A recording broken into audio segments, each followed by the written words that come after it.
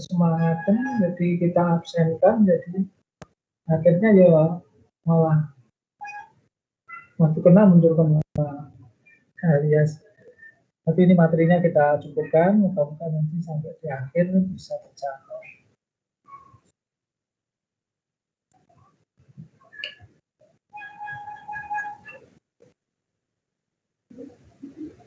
Mas Rafi, halo, nah kan sudah bisa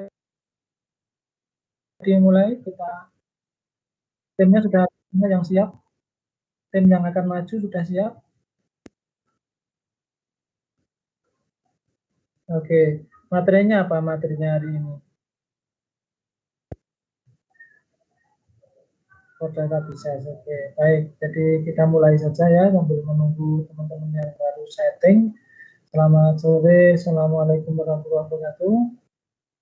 Ini kita perkuliahannya agak telat, jadi sekaligus saja dimanfaatkan untuk ngabuburit.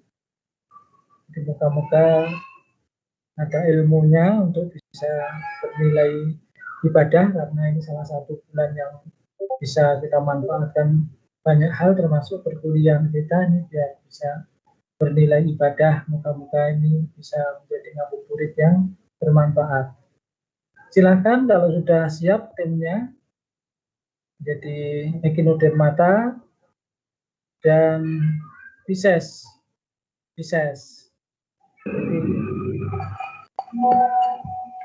Baik Pak, saya izin share screen dulu ya.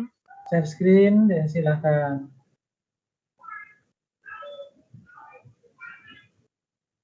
Jadi Echinodermata salah satu vertebrata yang cukup unik, cukup menarik untuk dikenali dari morfologinya, dari tempat hidupnya, juga dari nilai-nilai manfaat, nilai-nilai fungsi.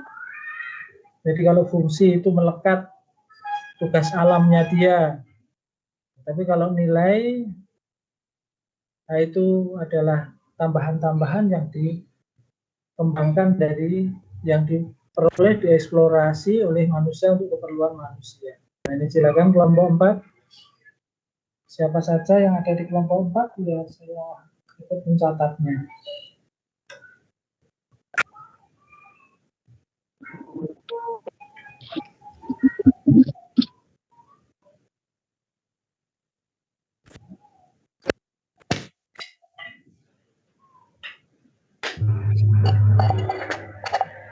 Assalamualaikum warahmatullahi wabarakatuh.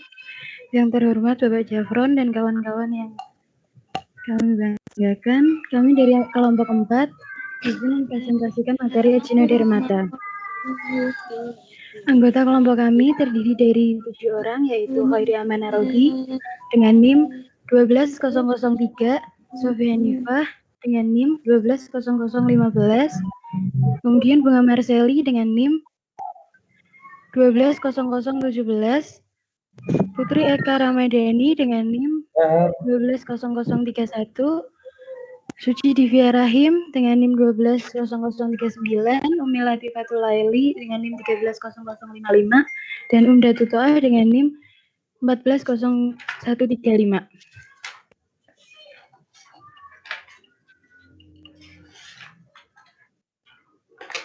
Apa itu Echinodermata? Echinodermata berasal dari bahasa Yunani, yaitu sebagian derma berarti kulit. Echinodermata berarti hewan yang kulitnya berduri-duri. Sebagian hidup bebas, hanya gerakannya lamban. Tidak ada yang parasit. Keistimewaan Echinodermata adalah memiliki tubuh 5 atau kelipatannya. Hewan ini memiliki saluran sistem ambulakral, digunakan untuk bergerak, bernafas, bukan mangsanya. Next.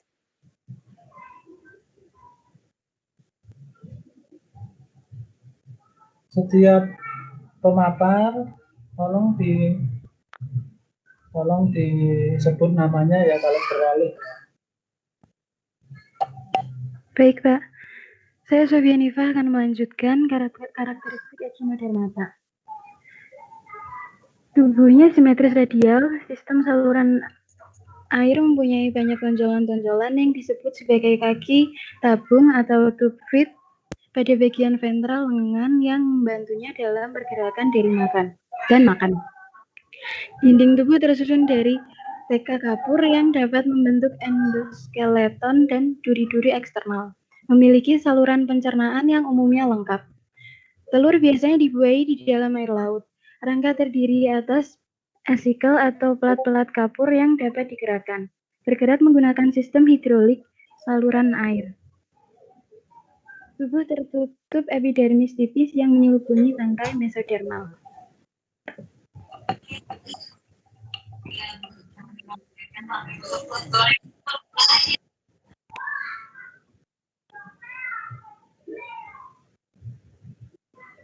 Apa ini?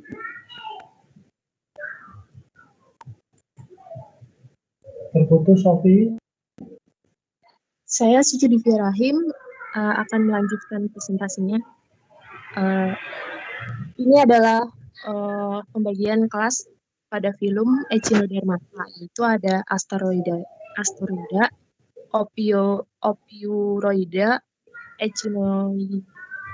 Echinoida, dan Holoturoida. Selanjutnya,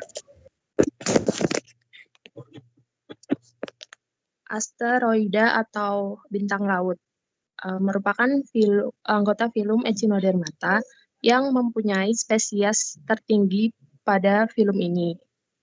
Tubuhnya simetris radial dan merupakan biota yang aktif di siang hari. Beberapa asteroida itu mengambil makanan pada pagi dan sore hari. Asteroida dapat bergerak bebas menggunakan kaki-kaki tabungnya, namun pergerakannya ini sangat lambat. Kemudian bentuk tubuhnya mirip cakram bersumbu oral dan aporal. Yang oral itu bagian bawah untuk mengisap makanan dan menyerap nutrisi, sedangkan aporal itu sistem pembuangan atau anus. Kemudian habitat bintang laut adalah wilayah perairan dari kedalaman intertidal dan hingga abisal, terutama daerah Atlantik tropis dan wilayah Indo-Pasifik. Selanjutnya,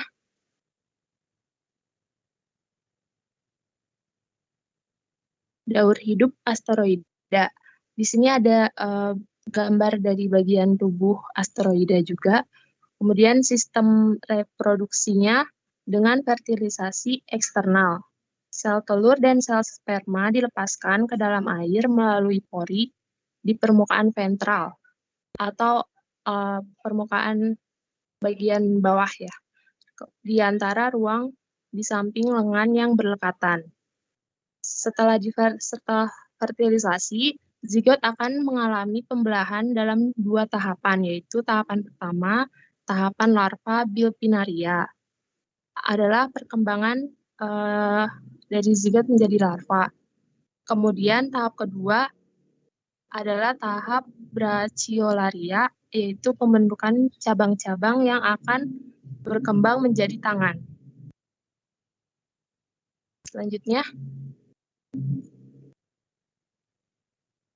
ini adalah beberapa contoh dari spesies dari kelas asteroida, yaitu ada Acanthaster plancy, Lynchia levigata, dan Luidia alternate. Selanjutnya,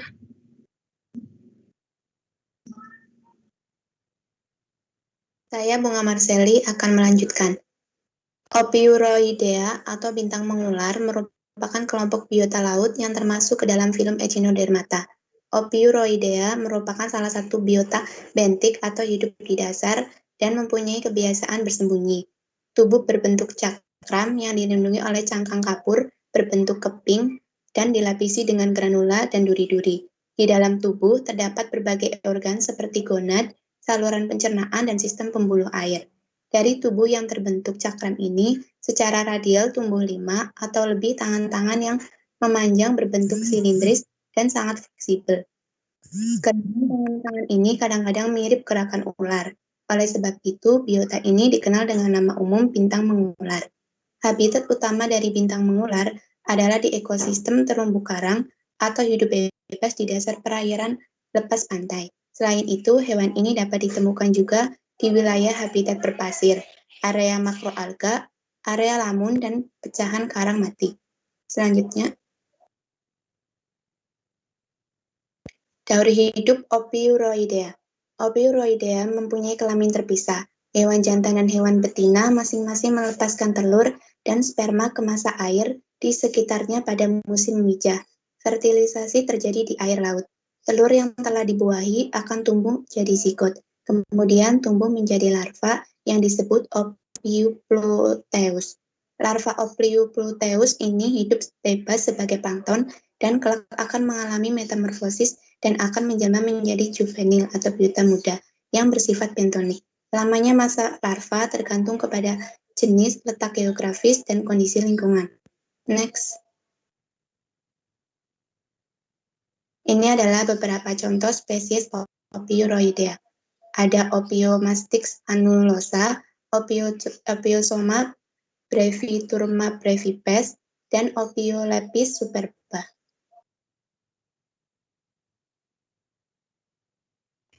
Saya Hoiri akan melanjutkan film Echinoideae atau disebut bulu babi. Bulu babi ini umumnya berbentuk menyerupai bola, memiliki sisi tubuh segi 5 atau simetri radial, cangkang keras berkapur, dipenuhi dengan duri serta tidak berlengan.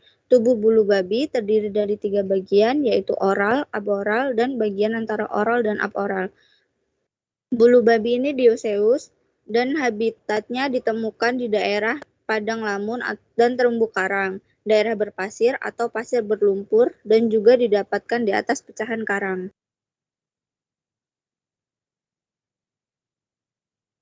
Siklus hidup dari bulu babi diawali dengan terjadinya pembuahan yang terjadi di luar tubuh. Induk jantan membuahi telur-telur dari induk betina. Telur bulu babi dibungkus dengan semacam gelatinus yang biasa disebut dengan jelly coat. Setelah itu terbentuklah embrio, di mana embrio ini akan membelah dengan frekuensi yang sangat tinggi. Setelah mencapai tahap embrio, masuk fase morula dan embrio muda yang disebut blastula. Selama 10 jam setelah terbuahi sejak fase blastula, maka embrio tersebut mulai aktif berenang. Setelah itu muncullah anakan bulu babi. Bulu babi sudah dapat dikatakan telah menjadi anakan bila sudah terdapat tentakel-tentakel, duri-duri, dan pedicelaria. Contoh spesiesnya ada Echinotrix calamaris, Trypnostes glatila, dan Lithecnicus variegatus.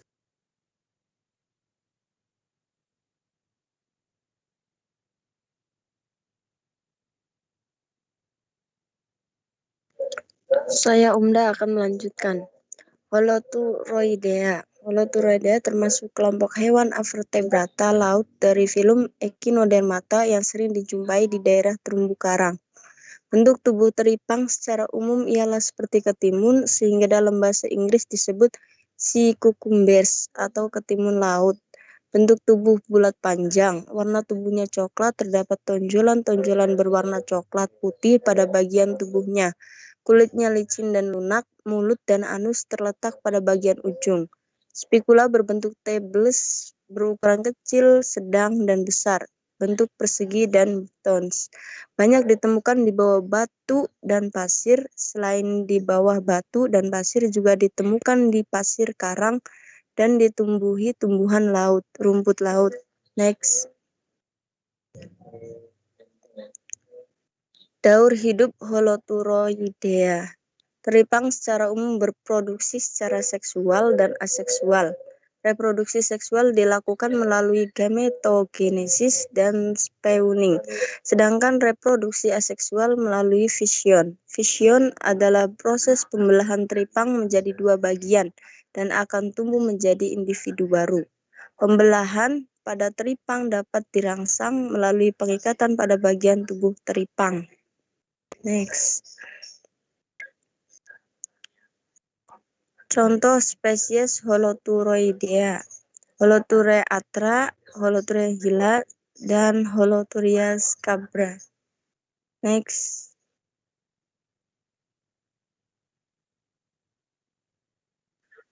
Selanjutnya saya Putri Eka Ramadhani. Ini ada manfaat Echinodermata. Manfaat Echinodermata itu secara ekonomi itu dapat dimanfaatkan sebagai sumber makanan dan sebagai bahan obat-obatan. Misalnya kelas Holturoida atau sering juga yang disebut dengan mentimun laut atau teripang. Dengan spesies teripang pasir atau Holoturia scabra. Terus ada teripang hitam, Holoturia edulis, dan Holoturia sticopus vegetaris yang bisa dimakan dan dikelola menjadi obat-obatan yang dapat menyebabkan penyakit diabetes mellitus, jantung koroner, dan hepatitis. Echinodermata juga dapat sebagai hiasan atau koleksi binatang laut yang indah. Echinodermata memiliki peran penting dalam kehidupan dari segi ekologis dan pemanfaatnya. Gonad dari bulu babi atau Echinodae merupakan salah satu sumber daya perikanan yang telah lama dimanfaatkan oleh masyarakat pesisir sebagai bahan makan. Manfaat ekologis dari bulu babi beragam, termasuk diantaranya adalah sebagai tempat berlindung beberapa jenis ikan tertentu, sebagai makanan beberapa jenis ikan, dan organisme penentu berperan dalam berbagai interaksi dengan biota laut lainnya. Next.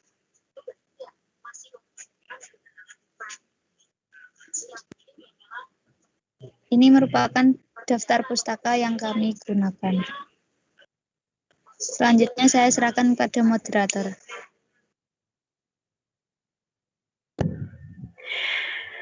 Baik, sekian yang dapat kami sampaikan. Apakah ada tambahan, Mbak? Atau mau lanjut ke sesi tanya-jawab?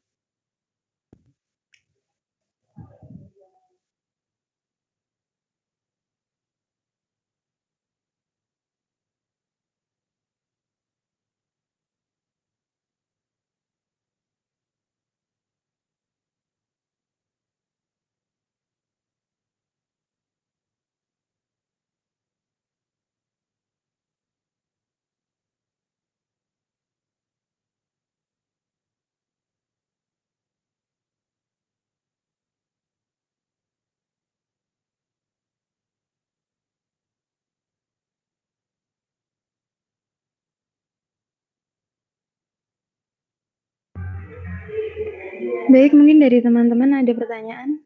Silahkan raise hand. Akan kami usahakan untuk menjawab.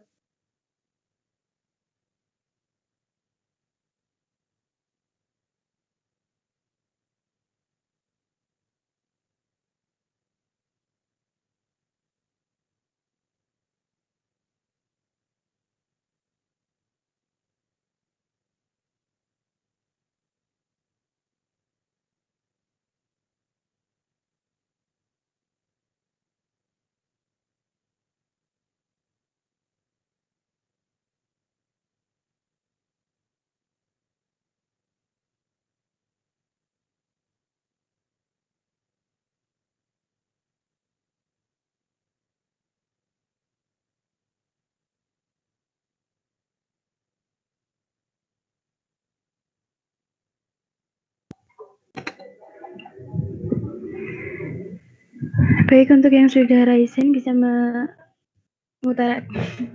menanyakan pertanyaannya.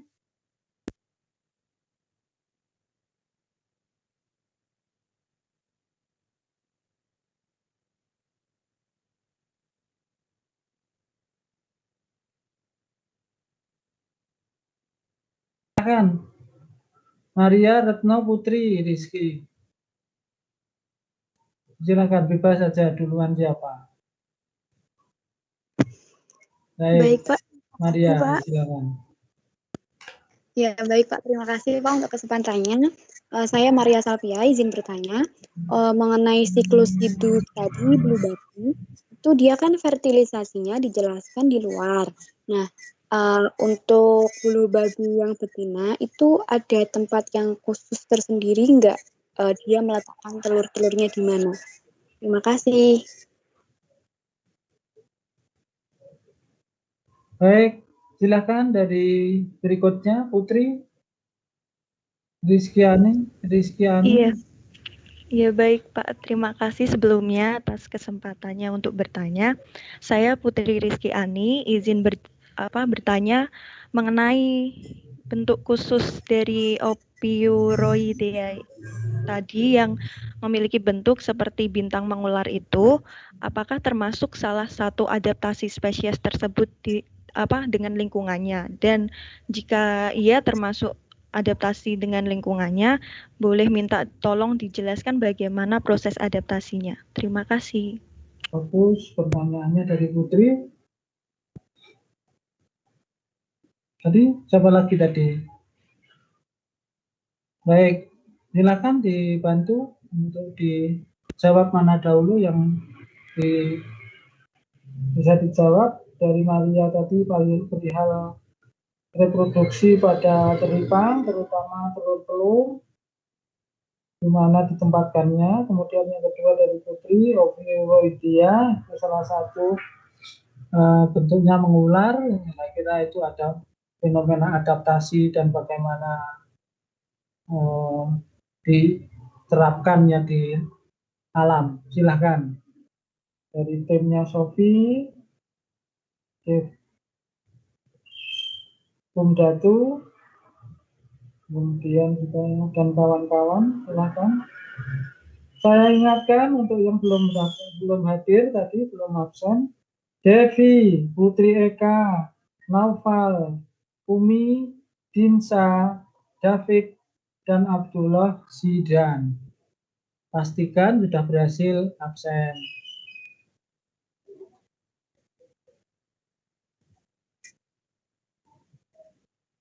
Iya, sudah di list, belum bisa absen. Oke, nanti kita coba untuk bantu. Silahkan jangan lama-lama untuk browsingnya. Jadi bintang mengular, Ophiuroidea, itu lengannya sangat panjang sekali dan fleksibel.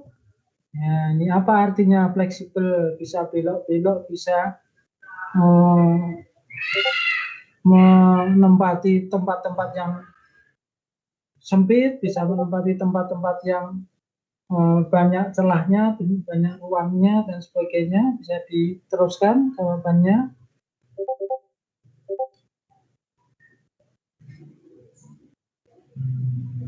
Saya sambil absenkan tanpa tidak berhenti, nggak bisa tambah lagi.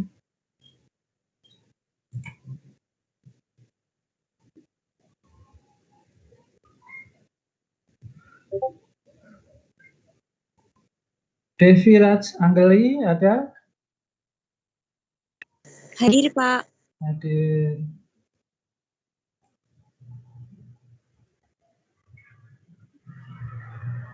Putri Eka, Naufal Zuhdi, ada dua-duanya.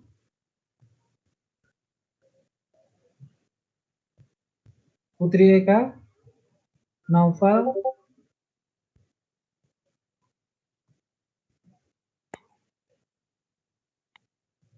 Dinsa. Mohon maaf Pak, Putri Eka hadir Pak. Hadir. Dinsa hadir.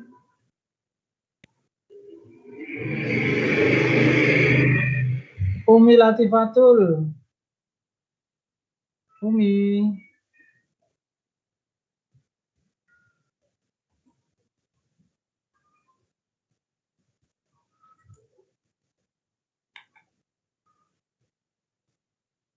Muhammad Dafiq hadir ya. Muhammad Dafiq.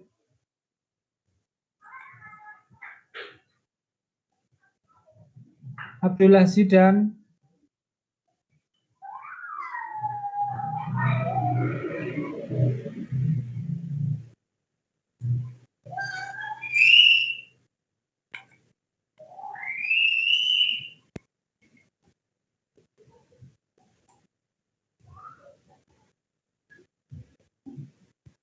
Baik, gimana?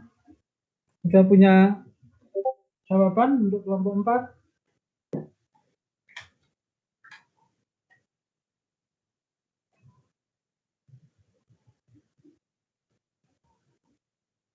Halo, kelompok 4. Halo.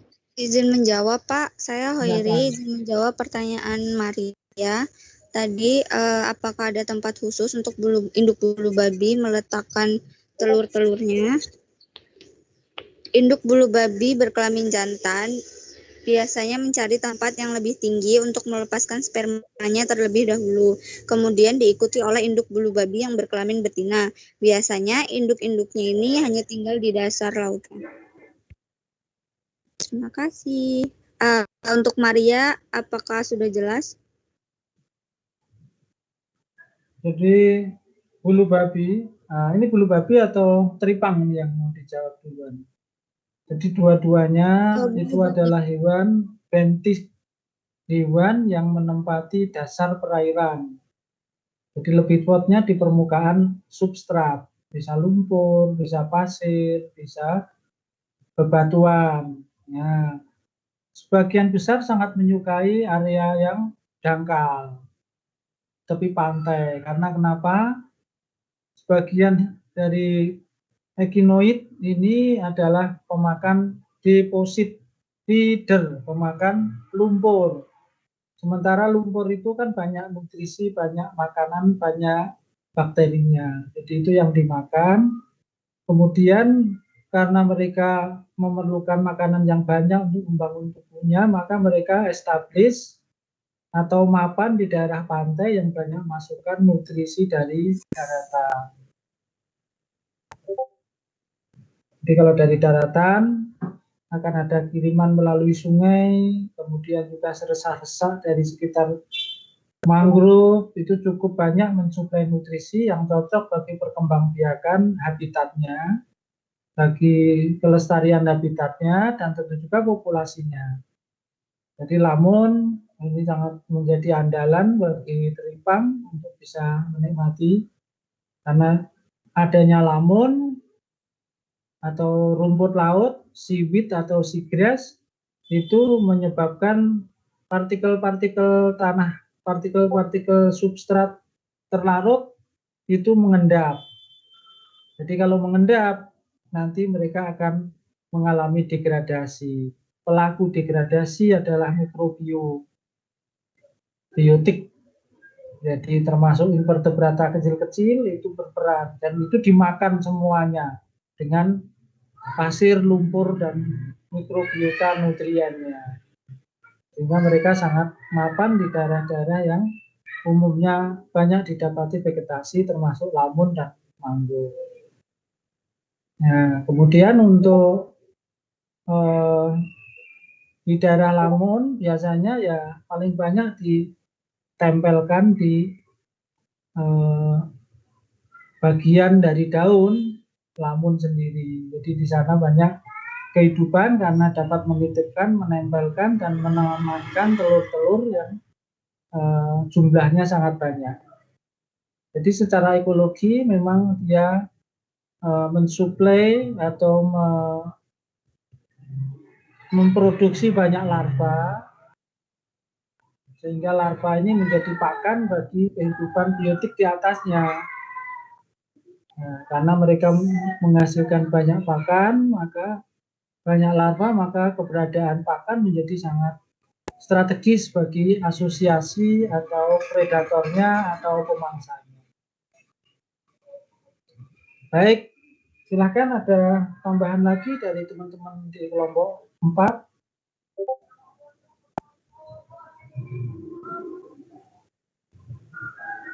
Bagaimana dengan perilaku tadi? Perilaku di mana ada satu fenomena adaptasi pada holoturoid, ovuroid. Perilaku yang bagaimana yang bisa diperoleh, yang bisa ditemukan.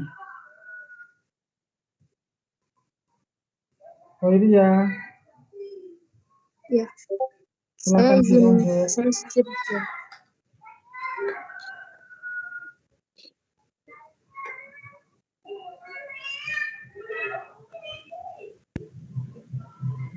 Silakan. Ya Pak, saya Suci Bisa Rahim izin menjawab pertanyaan dari Putri tadi mengenai bintang mengular yang memiliki lengan mengular yang fleksibel. Ini merupakan adaptasi morfologi dari bintang mengular, di mana hewan ini cenderung bergerak cepat dengan lengannya ini dan bersembunyi di dalam pasir atau celah bebatuan jika terdapat predator atau jika sedang menghadapi cuaca ekstrim. Selain itu, hewan ini juga dapat memutuskan lengannya ketika sedang terancam. Jadi bisa dikatakan bahwa hal ini merupakan adaptasi morfologi dari bintang mengular itu. Terima kasih. Baik. Sudah ada, tidak ada tambahan lagi dari Suci? Dari saya cukup, Pak. Bagaimana Putri Rizky? Apakah sudah cukup puas dengan jawabannya? Jadi jawaban dari Suci tadi sudah disampaikan adalah adaptasi morfologi. Jadi adaptasi morfologi yaitu dilakukan dengan membentuk badan yang ramping panjang. Dengan kondisi ramping dan panjang maka sangat adaptif terhadap habitatnya yang mungkin berupa bebatuan atau celah-celah batu karang atau pecahan-pecahan dari koral. Jadi itu sangat cocok sekali untuk bisa memposisikan atau mengamankan organ-organ lengannya sehingga itu bisa aman. Itu adaptasi morfologi. Tetapi juga tadi ada yang perlu ditegaskan juga, sesungguhnya dia juga menerapkan adaptasi perilaku.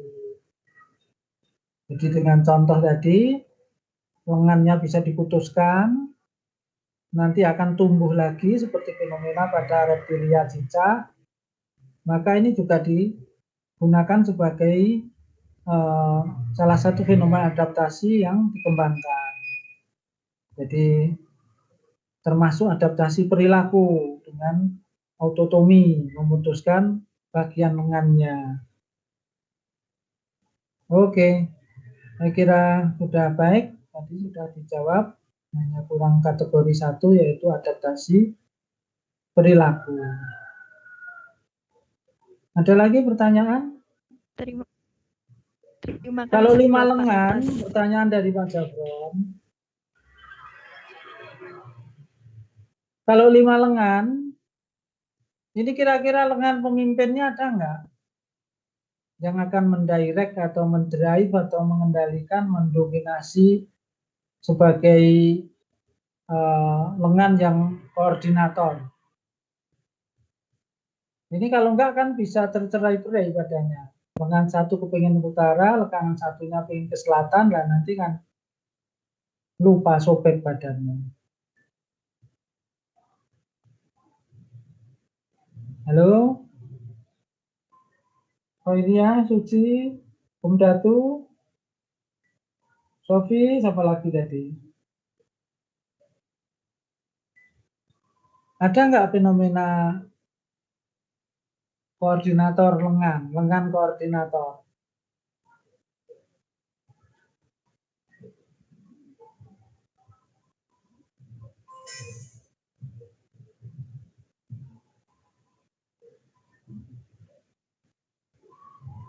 Pertanyaannya cukup 2, ada atau tidak?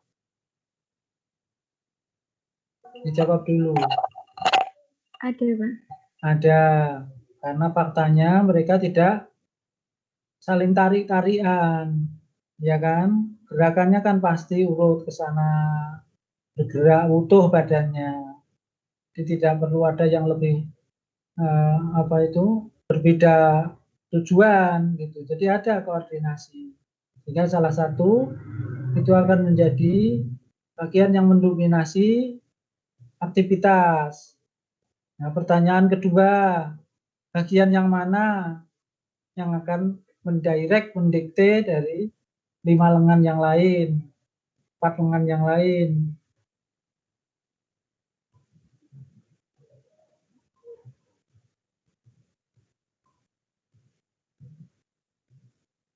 Nah, di situ yang harus cermat. Kadang-kadang kita hanya melihat sisi-sisi morfologi, seneng, tapi sesungguhnya di sana.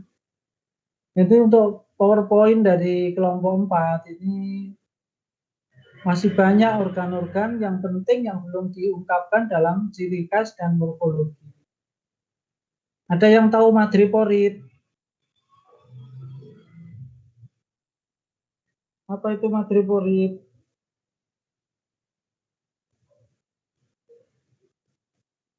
Oh, ini kelasnya diam semua ini. Ada di luar kelompok yang tahu madreporit? Izin menjawab, Pak. Madreporit ya, Pak. Sistem pembuluh air ya, Pak. Apa ini yang jawab? Saya. Suci atau siapa tadi? KPI?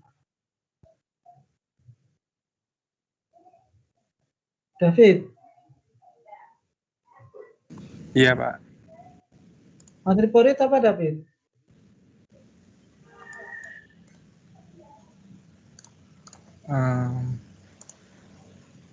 Ini ya, Pak, tempat masuknya air laut ke dalam sistem pembuluh air ya. Iya.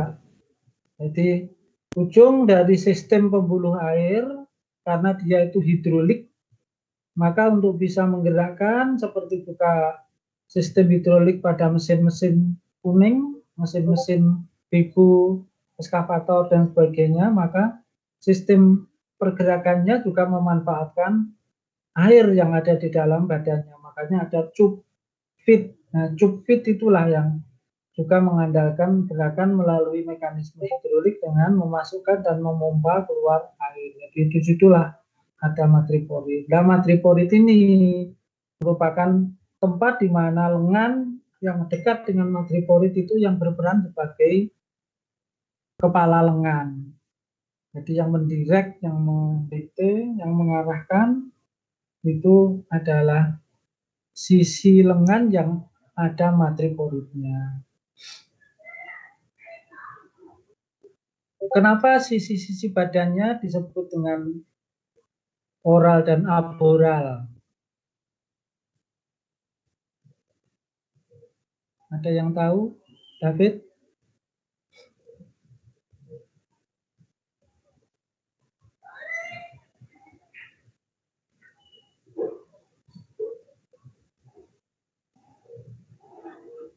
Jadi hewan ini secara prinsip adalah pipih. Pipihnya dorsoventral. Tetapi sesungguhnya yang di bagian ventral itu adalah bukan sisi dorsal atau ventral, tetapi sisi mulut. Ya, nanti berbeda dengan yang teripang. Kalau teripang itu memanjang, sehingga sisi mulutnya itu pada ujung depan dan sisi anusnya ada di ujung belakang. Nah, di sini tidak ada ujung depan belakang karena berbentuk segi 5, sisi simetri 5, sehingga bagian simetrinya dikenal dengan bagian oral, sisi yang ada mulutnya, dan bagian aboral, sisi yang ada anusnya. Jadi tidak bisa disebut sisi oral karena hanya mulut saja, tetapi juga banyak organ-organ yang lain seperti celah ambulakral, kaki-kaki cupfitnya, nah, itu yang menjadi penentu dari keberadaan sisi oralnya. Baik, jadi hewan ini secara siklus hidup tadi sudah disinggung, mereka adalah kelompok yang bersifat huluplankton, meroplankton. Artinya stadium muda mereka bersifat larva. Larva ini mengapung di kolom air. Jadi tidak ada yang memelihara, induknya juga tidak peduli, pokoknya sudah ditelurkan, kemudian mereka akan mengalami perkawinan secara eksternal di kolom air. Tadi sudah disinggung mengenai sperma dan telur. Jadi dari sana mereka akan mengembara di tengah samudra. Karena risikonya tinggi mengalami serangan mangsa, pemangsaan, predasi, maka strategi hidupnya telurnya banyak, anaknya banyak. Kucing. Karena anaknya banyak, maka risiko pengurangan populasinya sangat besar sekali. Banyak yang mati dan memang secara fungsi alami mereka memang bagian dari sumber makanan hewan-hewan pemangsanya. Karena mereka anaknya banyak, maka telurnya juga banyak. Karena telurnya banyak, maka nilai nutrisinya sangat tinggi.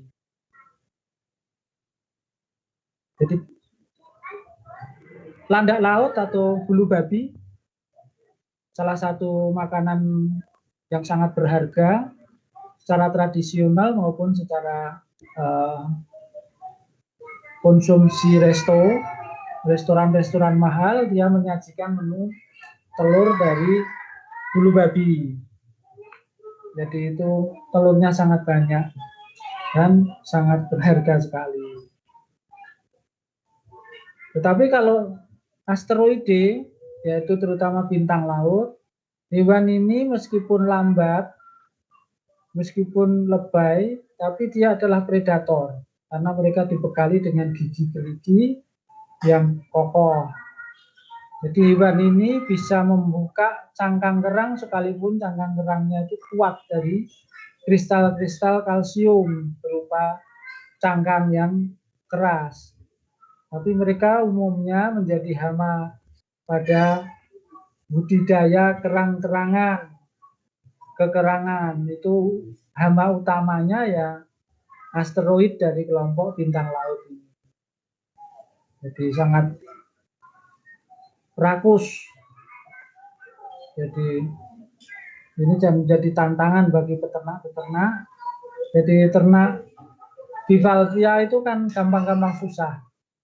Jadi hanya dengan menaruh tali kapal atau menaruh aneka bahan kayu di tepi pantai, nanti akan tertempel larva-larva yang sangat banyak. Larva ini didiamkan, tidak usah kasih makan, tidak usah dipelihara, diamankan, nanti akan tumbuh gede sendiri. Nah, tapi yang perlu diamankan itu adalah predator dari kelompok bintang laut ini. Jadi ini secara nyata mengganggu para pembudidaya kekerangan, termasuk kerang hijau, ya terutama kerang hijau yang banyak diproduksi di daerah-daerah pantai yang baik budidaya maupun tangkapan. Beberapa ekinoid itu menghasilkan duri yang beracun, termasuk bulu babi. Jadi kalau kena bulu babi biasanya ya harus mampir di puskesmas, paling tidak nanti ada penawarnya. Tetapi secara tradisional biasanya kalau kita terkena bulu babi maka cukup dikenakan air kencing, air pipis, urin. Nah itu ada senyawa penetralisir yang orang sudah banyak menerapkan, tetapi secara kimiawi saya juga tidak terlalu paham. Saya hanya punya pengalaman beberapa kasus itu banyak disembuhkan atau dinetralkan dengan dikenakan air pipis. Holoturia salah satu komoditas teripang, sudah banyak produk-produk yang beredar di pasar. Ini kerupuk biasanya, dan ini juga sangat berharga sekali. Sekarang sudah mulai ada budidaya-budidaya, tidak hanya tangkapan dari alam, tetapi sudah menjangkau budidaya. Karena kebutuhan pasar juga bertambah, kebutuhan obat-obatan juga bertambah, maka ini bisa dikaryakan budayakan sehingga tidak lagi mengandalkan tangkapan dari alam. Ada pertanyaan yang lain? Silakan, kalau tidak ada sambil menunggu persiapan kelompok kedua, kita bisa tambahkan sedikit.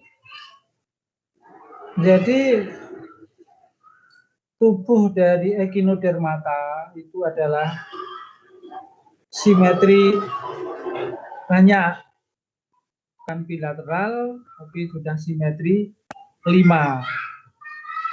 Nah, ini termasuk dari proses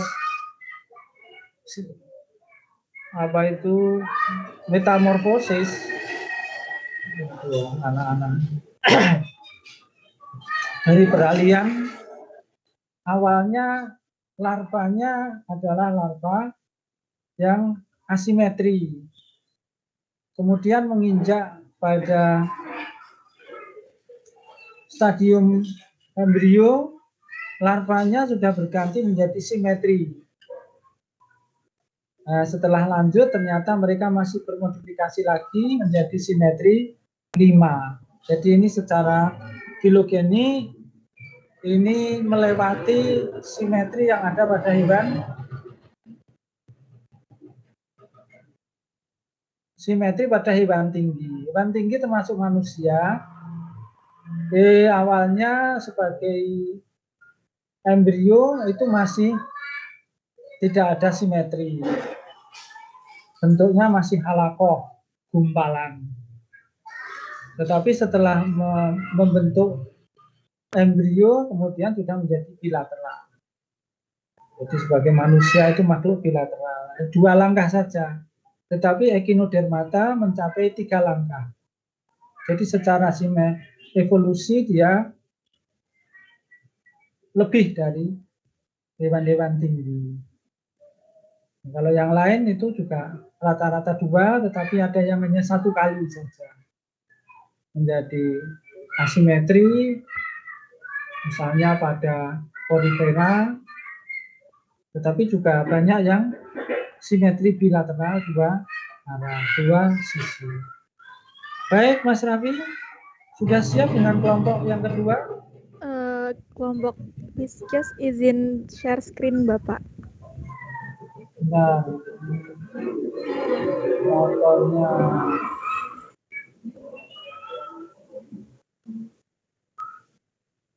Silakan dari kelompok kedua untuk bisa menyaksikan materinya.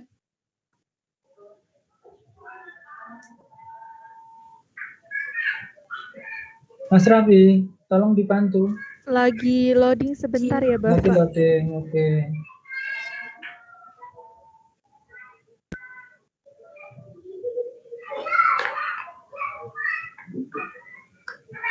Jadi Echinodermata itu juga menyusun komposisi ekosistem terumbu karang. Jadi termasuk kekayaan hayati yang mewarnai ekosistem terumbu karang. Sehingga keindahan terumbu karang itu juga sangat didukung oleh kelimpahan daripada Echinodermata. Meskipun ya sebagian bersifat sebagai hama dan memang harus ada keseimbangan dinamika bahwa ada yang makan dan ada yang dimakan, maka itu menjadi stabil, menjadi lebih seimbang sistemnya. Baik, sambil nunggu persiapan saya sebentar ya, nanti ditunggu sebentar sampai Pak Zafron ready.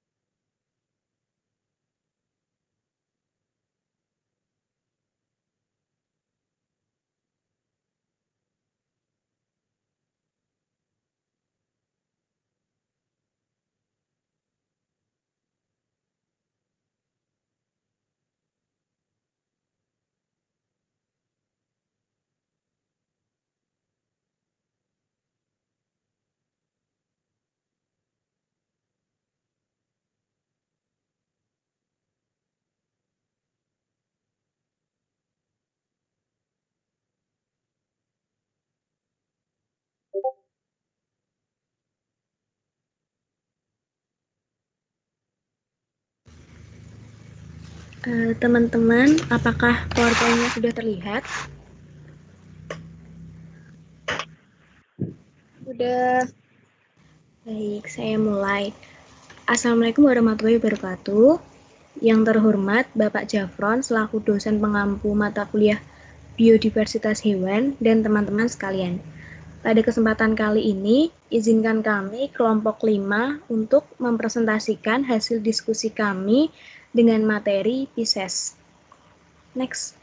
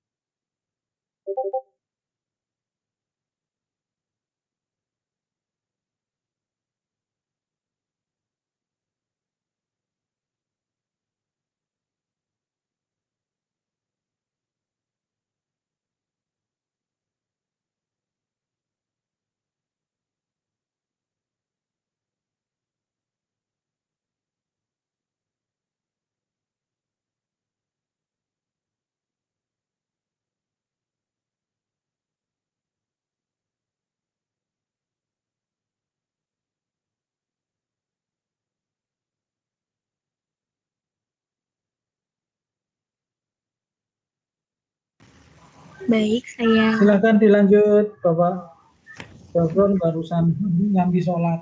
Sholat kok sambi. Lanjut, Pak. Sebelumnya, Assalamualaikum warahmatullahi wabarakatuh. Yang terhormat Bapak Jafron selaku dosen pengampu mata kuliah Biodiversitas Hewan dan teman-teman sekalian. Pada kesempatan kali ini, izinkan kami kelompok 5 untuk mempresentasikan hasil diskusi kami dengan materi Pisces. Next. Ini kenalkan dulu anggota kelompok kami. Yang pertama ada Heralita Korin, Sekar Ayu Wulandari, Devi Salsabila, Thomas Ardian, Krisna Cina, Priscilla Sita Kirana, dan Selrina.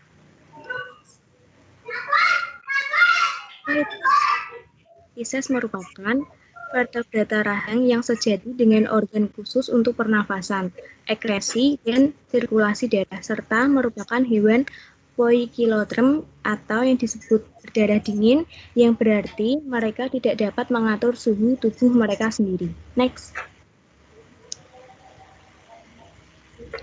Kemudian Pisces dibagi menjadi 3 kelas. Yang pertama, kelas Agnatha, yang kedua Chondrichthyes, yang ketiga Osteichthyes. Chondrichthyes, Osteichthyes. J, Pak. Next. Baik, saya Feralita Korin akan melanjutkan. Yang pertama yaitu kelas Agnatha. Spesies dari kelas ini memiliki ciri berupa mulut berbentuk bulat dan berparut di ujung depan, dan mulutnya ini bertipe mulut penghisap, sehingga cara mereka memperoleh makanan yaitu dengan menghisap tubuh ikan lain. Kemudian tubuh spesies dari kelas ini berbentuk silindris memanjang dan tubuhnya lunak serta berlendir. Mereka juga memiliki celah insang antara 7-14 pasang. Kemudian spesies dari kelas ini tidak mempunyai sirip dan juga tidak bersisik, tetapi ada beberapa jenis yang memiliki sirip ekor dan juga sirip punggung. Mereka memiliki serabut saraf di bagian dorsal dari tulang belakang dan diselubungi oleh kartilago. Kemudian mereka juga tidak memiliki rahang, tapi memiliki lidah dan juga gigi yang tersusun dari zat tanduk. Organ jantung dari spesies kelas ini itu tidak berbentuk kerucut dan memiliki kantung hipofise yang bersifat tetap. Telinganya memiliki 1 atau 2 saluran semisirkuler, organ ginjal dan juga saluran ginjalnya itu panjang. Mereka tidak memiliki saluran genital dan organ pinealnya berkembang dengan baik. Stadium larva dari spesies kelas ini itu disebut mikrofagus serta memiliki endostil seperti pada Protochordata atau chordata primitif. Yang terakhir, mereka ini termasuk hewan hermafrodit. Boleh di next. Dari kelas Agnatha ini dikenal satu subkelas yaitu Cyclostomata yang terbagi lagi menjadi 2 ordo. Ordo yang pertama yaitu Petromyzontiformes dengan ciri-ciri berupa tubuh terbagi menjadi kepala, batang tubuh, dan juga ekor, dan mereka ini tidak ditutupi sisik. Bentuk tubuhnya silinder dengan bagian ekor yang pipih. Sirip terdapat di dorsal tengah tubuh, ada 2 bagian, dan sirip ekornya ini berbentuk asimetris.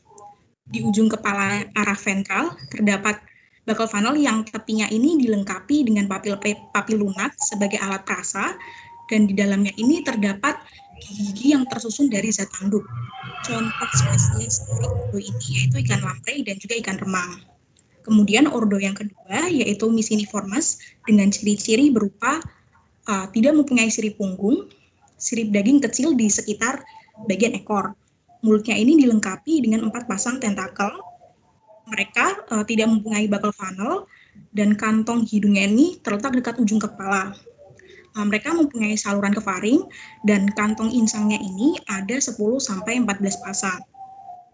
Spesies dari ordo ini ketika dalam fase telur ini menetas langsung menyerupai binatang dewasa.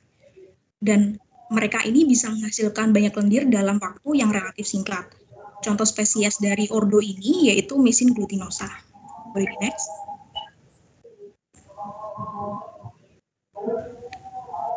Berikut ini merupakan klasifikasi dari ikan lamprey. Jadi ikan ini berasal dari ordo Petromyzontiformes dan juga famili Petromyzontidae. Boleh di next.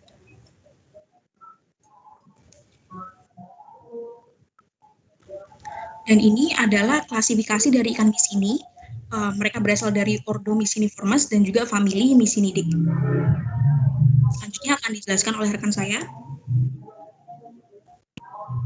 Baik, saya Devi Salsabila izin melanjutkan penjelasan untuk kelas Myxini. Kelas Myxini ini berasal dari kata Myxa yaitu lumpur karena kebiasaannya yang berhenti di dalam lumpur seperti pada ikan hagfish. Ciri ikan dari superkelas Agnatha yaitu mulut terdapat di ujung atau terminal dengan 4 pasang tentakel, kantung hidung mempunyai saluran ke faring, jumlah kantung insang 5-15 pasang. Selanjutnya kelas Cephalaspidomorphi yaitu kelas ini berasal dari kata cephala yang artinya kepala dan aspidos yaitu tameng atau perisai dengan arti kata morphe adalah bentuk. Ciri kelas ini yaitu memiliki mulut menghisap dengan gigi-gigi tanduk, kantung hidung tidak berhubung pada mulut, jumlah kantung insang sebanyak 7 pasang. Selanjutnya, fisiologi lamprey mengambil makanan dengan cara mengaitkan mulut yang bergerigi ke sisi tubuh ikan lalu menghisap darahnya. Larvanya memakan partikel makanan di air. Untuk hagfish tidak memiliki tahapan larva. Makanannya adalah ikan mati yang dihisap dengan mulutnya. Sebagian jenis lainnya memakan cacing laut. Mulut hagfish ini tidak bergigi namun memiliki tentakel yang tajam. Selanjutnya, sistem reproduksinya yaitu dimulai dengan telur yang dibudayakan berkembang menjadi larva amoset atau pride yang sangat berbeda dengan hewan dewasa. Pada fase kedua, membedakan antara jantan dan betina atau disebut hermafrodit. Hewan betina memiliki ovarium yang menghasilkan beribu-ribu telur, sedangkan hewan jantan memiliki testis untuk menghasilkan sperma. Gamet tumbuh ke dalam xylem melalui sepasang lubang atau forus genitalis dan masuk ke dalam sinus. Habitatnya, lamprey hidup di perairan tawar dan laut. Sedangkan hagfish hanya hidup di laut. Ikan remang hidup di dasar sampai kedalaman 100 meter di muara-muara sungai. Daerah penyebarannya yaitu meliputi perairan pantai, lepas pantai, karang-karang di seluruh Indonesia, melebar di sepanjang pantai Samudra Hindia, Filipina, dan Laut Cina Selatan. Manfaat ikan remang salah satunya adalah untuk dikonsumsi. Dikatakan ikan remang karena ikan ini hanya akan muncul keluar dari air dan bisa tertangkap hanya pada saat siang hari, saat keadaan matahari remang-remang atau pada sore hari. Kerugiannya yaitu bersifat parasit pada ikan lain karena menghisap sari makanan dari ikan lain untuk bertahan hidup.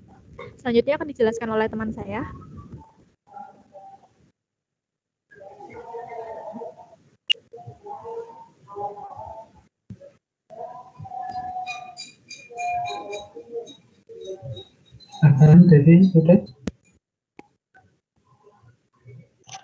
Selanjutnya akan dilanjutkan oleh saya Priscilla Cita, kelas Chondrichthyes. Ikan ini tergolong dalam kelas Chondrichthyes yang punya ciri utamanya yaitu berupa tulang rawan. Ciri-cirinya itu yang pertama, giginya tidak bersatu dengan rahang, tidak punya gelembung renang, dan memiliki usus dengan katup-katup spiral.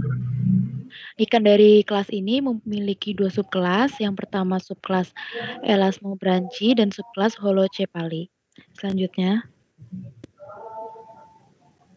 untuk subkelas Elasmobranchi, dia tuh berasal dari kata elamos yang artinya lempeng dan kata branchia yang artinya insang. Untuk kelas ini contohnya itu berbagai ikan hiu, ikan pari listrik, ikan pari kids, dan termasuk dalam subkelas ini.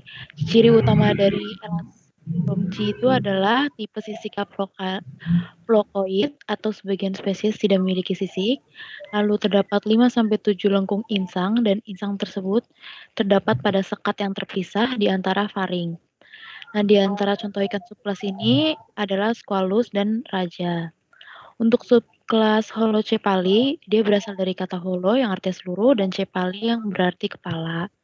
Salah satu contoh dari subkelas ini adalah cimare atau ikan tikus. Tapi ada pula yang menyebutnya dengan ikan hantu atau ghost fish.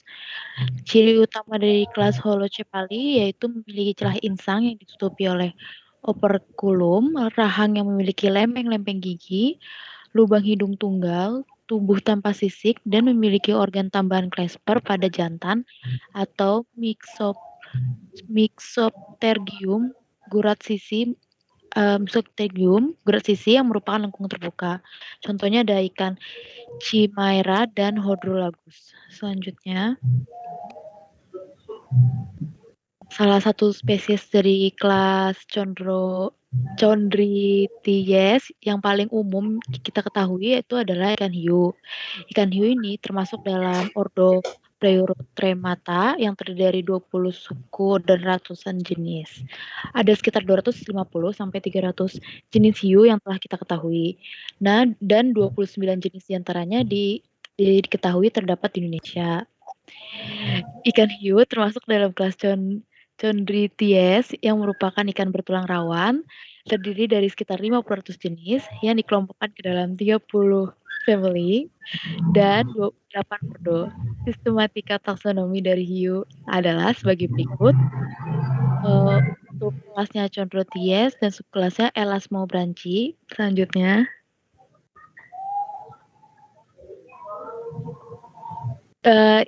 ini adalah morfologi dari ikan hiu. Selanjutnya, untuk fisiologi ikan hiu, yang pertama sistem pernafasan. Hiu bernafas menggunakan insang. Nah, setiap kali mulut hiu akan dibuka, maka air dari luar akan masuk ke dalam faring yang kemudian keluar lagi melalui celah insang. Di celah insang inilah terjadi proses difusi dalam lamela dalam lamela insangnya. Yang kedua ada sistem pencernaan. Sistem pencernaan hiu itu terdiri dari mulut, faring, oesophagus yang pendek, lambung, usus, dan bermuara ke anus. Selanjutnya akan dilanjutkan oleh teman saya.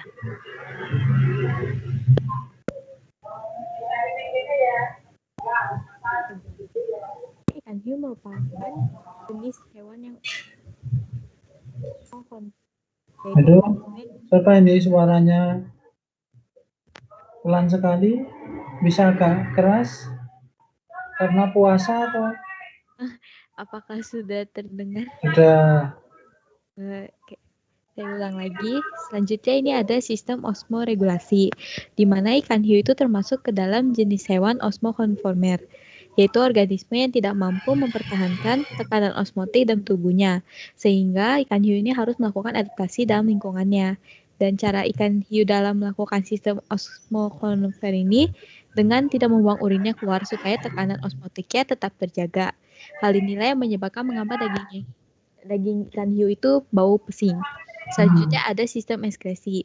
Sistem ekskresi ini itu ikan hiu terdiri dari sepasang ginjal, di mana urin dikumpulkan dalam tubulus segmental, lalu menuju ke ureter dan akan dikeluarkan ke papilla urogentalis dan bermuara di kloaka berbagian dorsal. Selanjutnya ada sistem peredaran darah.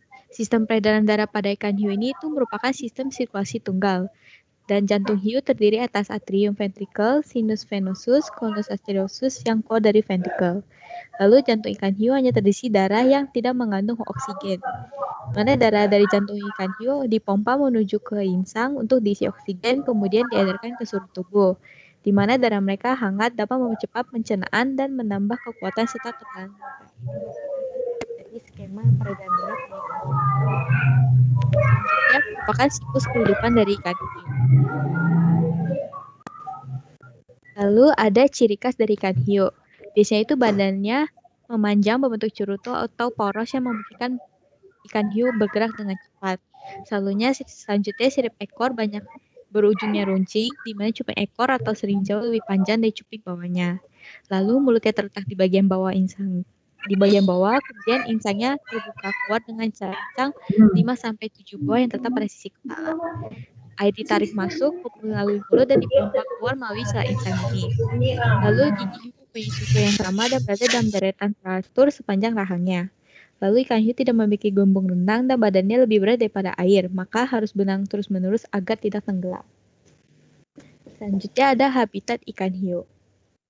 Ikan hiu ini merupakan jenis ikan pelagis dan demersal yang bersifat uralin, di mana derajat toleransinya lebar terhadap salinitas sehingga ikan hiu ini dapat hidup di perairan payau dan perairan tawar, di sungai dan danau. Selain laut sebagai habitat utamanya, habitat yang disenangi oleh ikan hiu sendiri itu juga air jernih dengan substrat pasir, batu, kerikil, dan terumbu karang. Lalu ada manfaat ikan hiu. Seperti yang kita tahu, ikan hiu banyak sekali manfaatnya, dan yang paling utama itu adalah dalam pangan, di mana sirip, daging, hati, kulit, dan lain-lainnya ini dapat dikelola. Salah satu contohnya ini dapat dijadikan dendeng, bakso, abon, sosis, dan tepung, ataupun yang lain-lain. Siripnya ini dapat digunakan sebagai bahan sop dan giginya bahkan dapat digunakan untuk hiasan dan juga dibuat aksesoris. Sedangkan hatinya ikan hiu ini dibuat untuk pembuatan minyak ikan. Selanjutnya akan dijelaskan oleh teman saya.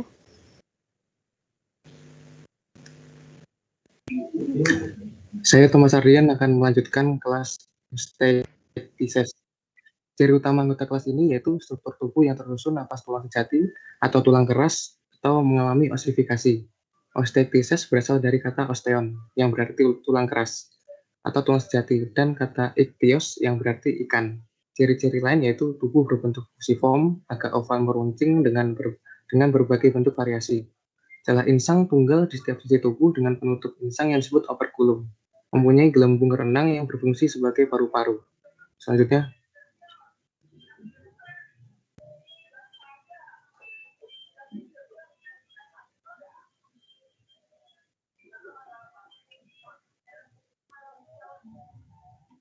kelas sebelumnya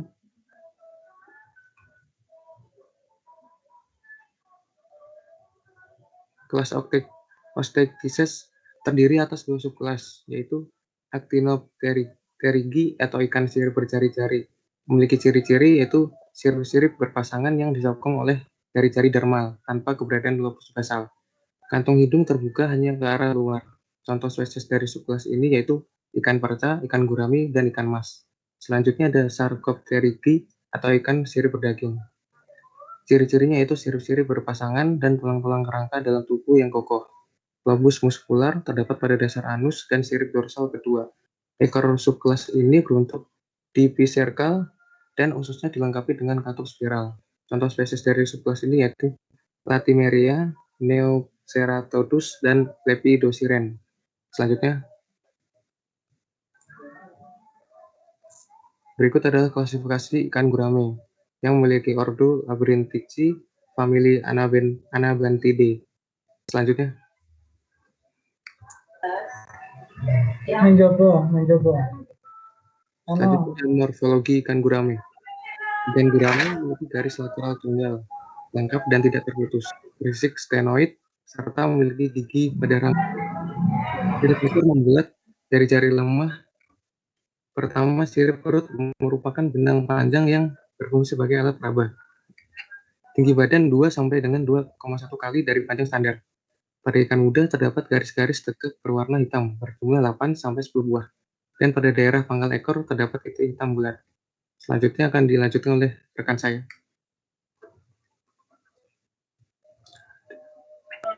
Baik, saya Sekar Ayu Wulandari izin melanjutkan. Ciri khas dari ikan gurame. Yang pertama, badannya pipih, agak panjang dan lebar, dan tertutup sisik yang kuat dengan tepi yang agak kasar. Mulutnya kecil, letaknya miring, tidak tepat di bawah ujung moncong. Bibir bawah terlihat menonjol sedikit dibandingkan bibir atas. Ujung mulut dapat disembulkan sehingga tampak monyong. Lalu, penampilan gurame dewasa berbeda dengan yang masih muda. Perbedaan itu dapat diamati berdasarkan ukuran tubuh, warna, bentuk kepala, dan dahi. Warna dan perilaku gurame muda jauh lebih menarik dibandingkan gurame dewasa. Pada ikan muda terdapat 8 buah garis tegak. Bintik gelap dengan pinggiran berwarna kuning atau keperakan terdapat pada bagian tubuh di atas sirip dubur, dan pada dasar sirip dada terdapat bintik hitam. Next.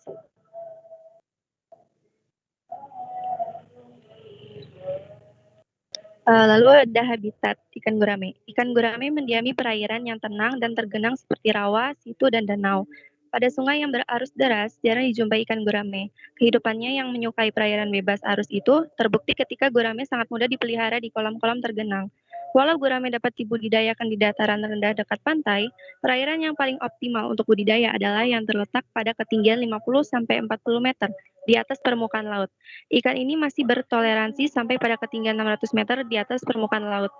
Next.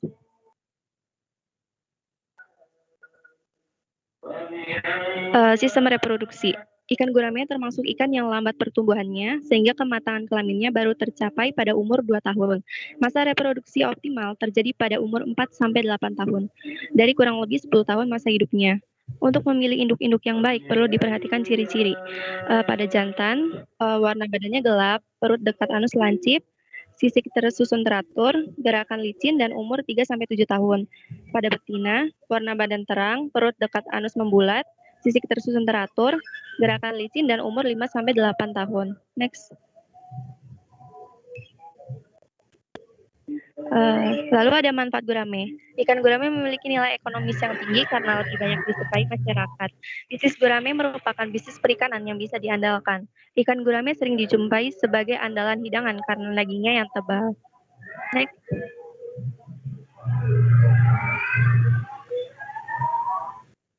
Berikut ini adalah daftar pustaka yang kami gunakan untuk menyusun PowerPoint ini. Untuk selanjutnya, saya serahkan kembali pada moderator. Baik, terima kasih. Apakah ada pertanyaan, tambahan, atau sanggahan dari Bapak Jafron maupun dari teman-teman? Saya persilahkan. Jika ada pertanyaan, silahkan menggunakan fitur raise hand. Terima kasih.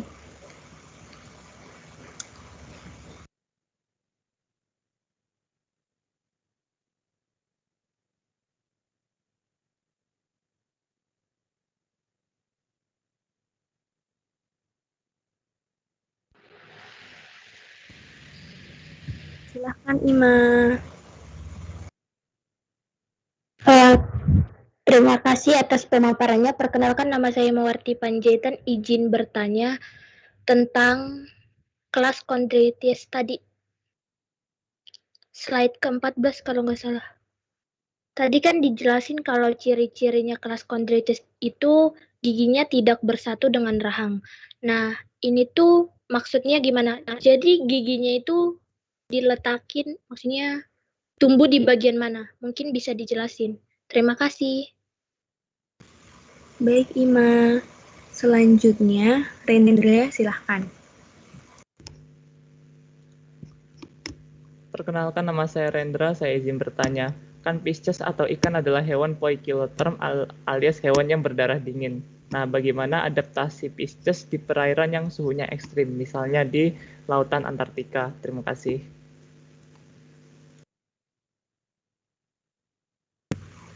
Terima kasih kembali, Rendra. Bapak dan teman-teman, izinkan kelompok kami untuk berdiskusi sebentar ya, Pak. Terima kasih.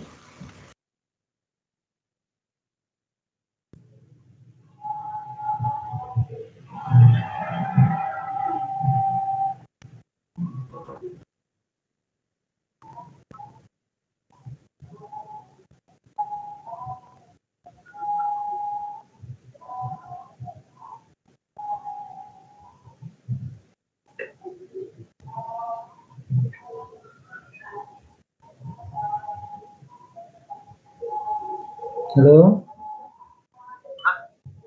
sorry, ini ada pertanyaan bagus. Jadi kalau mereka berada di daerah dingin, bagaimana adaptasinya? Adaptasinya pada musim dingin, mereka berada di kolom air yang dalam. Itu lebih hangat, karena yang dingin kan di udaranya, di aerialnya. Tapi di airnya, dia makin ke bawahnya makin stabil. Tapi kalaupun itu dianggap tidak dingin, ya sebenarnya dingin. Mereka tidak aktif atau istilahnya hibernasi, jadi ada di bawah. Kalau mereka tidak hibernasi, berarti mereka pindah ke migrasi ke lokasi yang lebih hangat. Itu tolong dibantu jawab ya.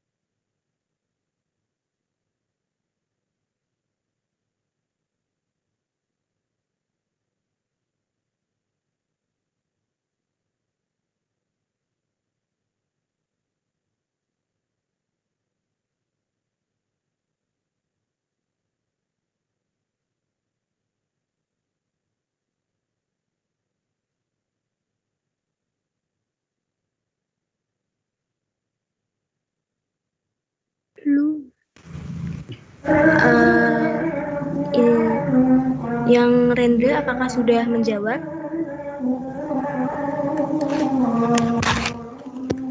Dari Sudah menjawab, Ane. Terima kasih. Terima kasih kembali, Rendra. Saya mencoba menjawab pertanyaan dari Ima. Kalau gigi ikan hiu itu berkembang baik yang membuatnya ditakuti organisme lain. Gigi hiu itu berada di gusi, tidak menempel di rahang secara langsung, dan gigi tersebut bisa diganti setiap waktu. Apakah sudah menjawab, Ima?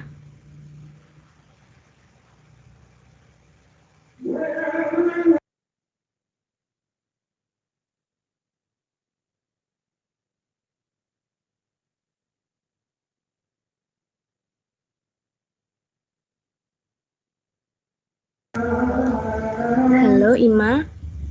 Apakah sudah menjawab? Terima kasih banyak. Terima kasih kembali, Ima.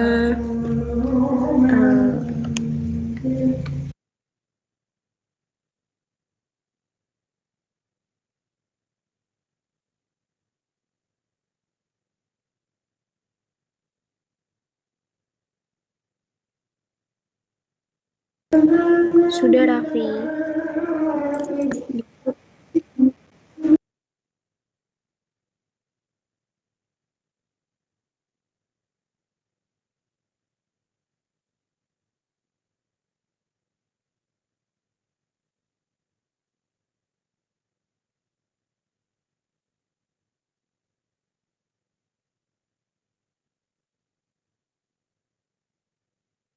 Waalaikumsalam.